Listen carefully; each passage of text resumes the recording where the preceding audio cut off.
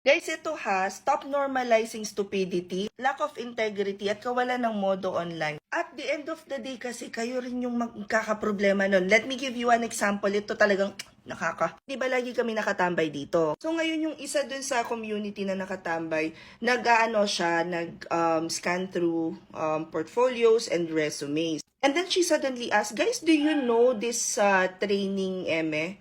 Kasi I got a lot of applications na galing dun sa training na yon, may cert dun, at iisa ang itsura ng portfolio at resume. Imagine niyo kahit may talent kayo, kahit may skills kayo, nagbayad pa kayo para turuan kayo, pagkatapos bibigyan kayo ng something that's generic that everyone else is using and that you guys are all applying for the same position. Paano kayo lalo makakahanap ng trabaho?